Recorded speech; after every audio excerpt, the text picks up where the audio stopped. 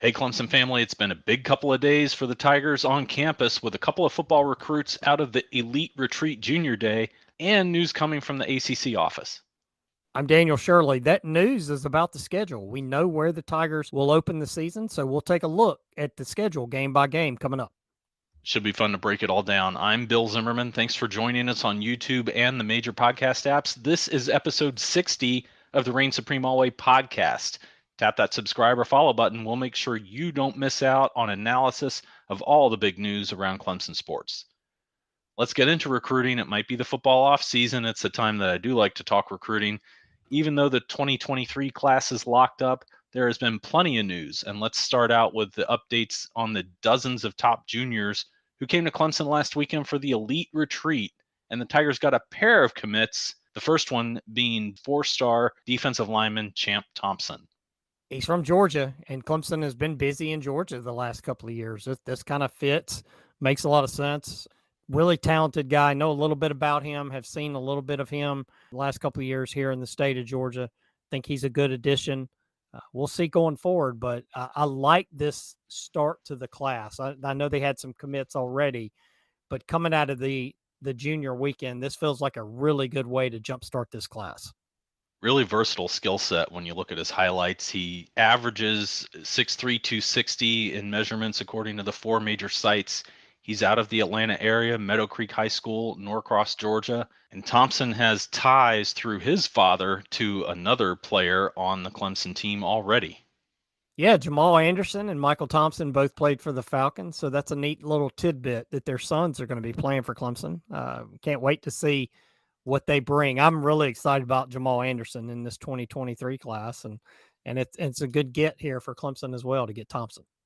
And then another commitment from an Elite Retreat visitor. That one came Monday from safety Noah Dixon, another Georgia player, another four-star.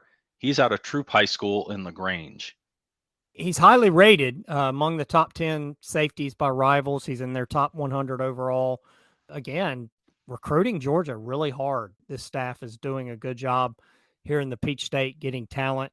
We'll see what he can bring. It feels like the safety group needs a little bit of a boost or a restart coming up these next couple of years, and that sounds like they've gotten one here with Noah Dixon. Keeps a little lower social profile. One of the few guys who didn't tweet video or images out of the Elite Retreat.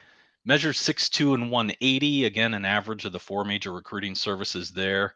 I kind of like the fact that he keeps quiet. I think that worked well for Mackenzie Alexander during his recruitment. Tons of other visitors during the Elite Retreat, about 24. Few of the highlight names to mention there. Walker White, a quarterback who has an offer from Clemson already.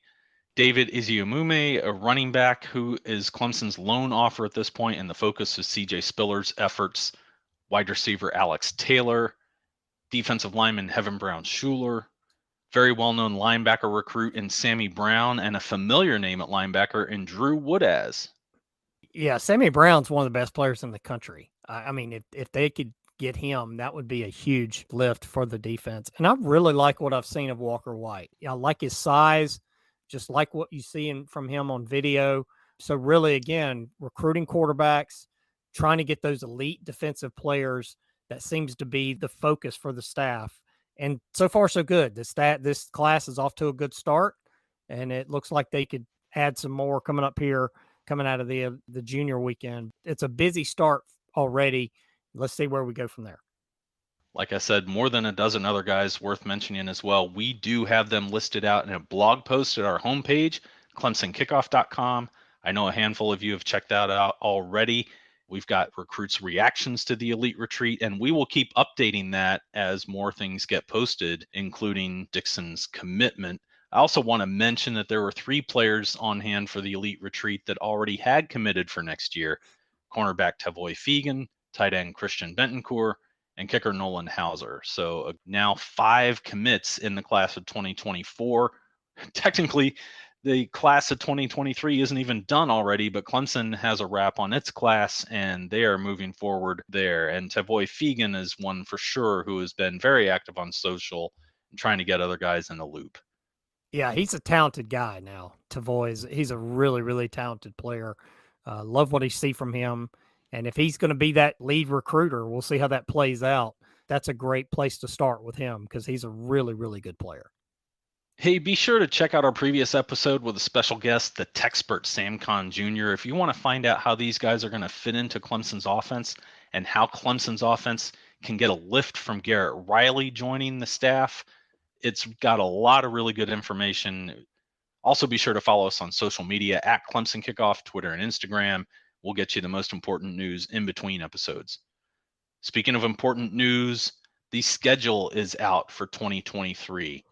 A lot of, I think, similar expectations opponent wise as far as last year's schedule. Maybe a slightly tougher opponent in the opening week and Mike Elko's Duke Blue Devils, then a couple of what we hope will be easy wins before Florida State. It feels like Florida State is the game this year, doesn't it? I mean, I know Notre Dame's on the schedule. Obviously, South Carolina's on the schedule. But I think Florida State is the game to watch this year. Like if there was a game where College Game Day is going to be in Clemson, it's that Florida State game. And Bill, I really think Clemson is going to see Florida State twice this year. Once in September in Death Valley, and then that second time coming up in Charlotte for the ACC championship.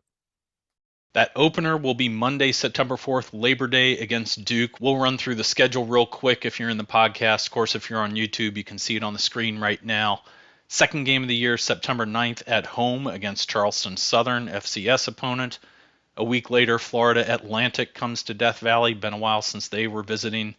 And then the big showdown, September 23rd against Florida State. Garrett Riley and the coaching staff will need to have things in order for that matchup. Road game the following Saturday at Syracuse before coming home to face Wake Forest, October 7th. Then that bye week, and after that, I think things get pretty interesting. You've got the back-to-back road games, October 21st and 28th, at Miami and at NC State, both teams with a lot of talent, both with a chance to contend for a conference championship. Then you come home for 3 games, 2 of them tough. Notre Dame, November 4th. Georgia Tech the week after that could be improved, but then North Carolina, November 18th, you would think would be very motivated to avenge last year's loss. The regular season wraps up the week after that in Columbia against the school with the large chicken statue. Hopefully the week after that, December 2nd, would be the ACC championship game. I like the schedule, Bill. I really do. I know that you mentioned the Miami and NC State games back-to-back on the road. That could be tough, but you know what comes before that? The off week. And I think that off week is just perfectly set for Clemson to kind of regroup, get ready for those 2 road games, and get ready for the stretch run. And then I really love the home schedule. I know that Charleston Southern and Florida Atlantic, those are going to be wins. You would at least think so. But Florida State at home, like we mentioned, is going to be the highlight game of the year. Wake Forest at home, Notre Dame, Georgia Tech, North Carolina. Those are all games, at least in theory, that would draw big crowds just because of name recognition or whatever you want to talk about there, rivalries, however you want to look at it. So this is a really good home schedule and really excited to see what kind of crowds we'll see in Death Valley this season. And then obviously there's going to be a little bit of business to do in that last week of the season against South Carolina after the way that game went in November last year. So this is a really interesting schedule.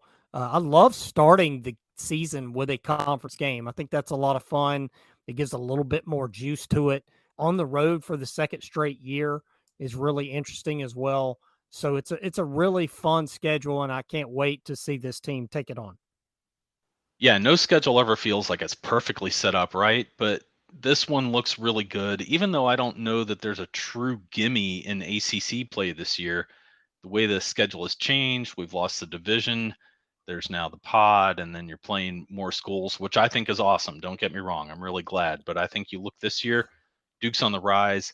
Florida State truly built to challenge Clemson now. We'll see how they do with their transfer fluctuation on their roster this year. But they've got Jordan Travis and Jared Verse back, true leader on either side of the ball.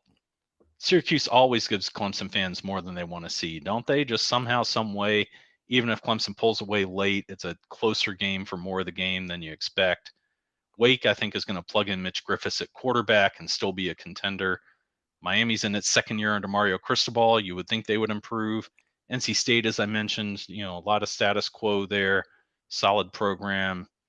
Georgia Tech made strides last year under Brent Key. And North Carolina figures to have more experience in Drake May's second season.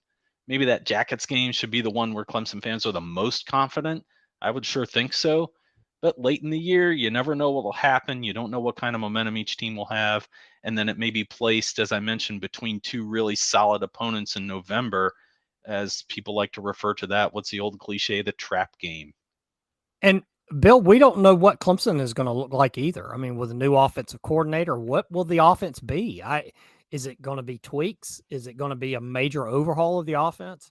We just don't know. So there's so much unknown right now with Clemson and a lot of these teams. I mean, we are 8 months away from games actually being played, so there'll be a lot to play out. But I can't wait to get to the spring game and see what the offense is going to look like, what Garrett Riley wants to do with the offense. How much do they use the air raid kind of parts of the offense, and how much of that will adjust to what the talent is on the Clemson roster? That all of that has to be played out. And that's what makes this season, especially this spring, so intriguing. Yep, I'm also eager to see that spring game. I think we'll get a good preview of how that offense is going to change. I think there will be some evolution there, more than a tweak, less than an overhaul, is my suspicion. But we'll start getting a little bit of an impression of that. That'll be April 15th at 1 p.m. in Death Valley. Check out our homepage, clemsonkickoff.com. We've always got the schedule posted there, and our previous episodes, you can check those out as well. We'll get back into men's basketball in detail in our next episode, but let's just go through a quick mention also of that dramatic finish on the weekend in Tallahassee. Tigers had a big lead disappear early, came back, got the win late, and remain atop the ACC and are ranked 20th by the Associated Press. Great win for the Tigers on Saturday. I know Florida State is not what it has been in recent years, but to jump out 11-0 and then 16-2, and then see Florida State take that lead and have a sizable lead going into the final 4 or 5 minutes of that game, and then Clemson come back and win, was a big time win for this team. And to see Chase Hunter make that play at the end just shows you how important he is to being back in the lineup for this team. So, 10-1 in the ACC. They got a chance to go to 11-1 on Tuesday in Boston. It's going to be fun to see what this team can do this week. And then Miami coming up on Saturday. That could be a big-time showdown if Clemson is able to take care of business Tuesday night in Boston. Miami also ranked, but Clemson may be getting healthy again, and you just hope that they will maintain that momentum and that the lessons that they have picked up as this season has gone along will continue to drive the success of this team. Well, I promise that we will get back into football position by position reviews of the 22 season soon. I know we've been promoting that, but a couple of other things have sort of jumped in line ahead of it. We do have that in the works, though, and we will be sure to keep bringing you football analysis all off season long. Until our next episode, I'm Bill Zimmerman. I'm Daniel Shirley. Go Tigers.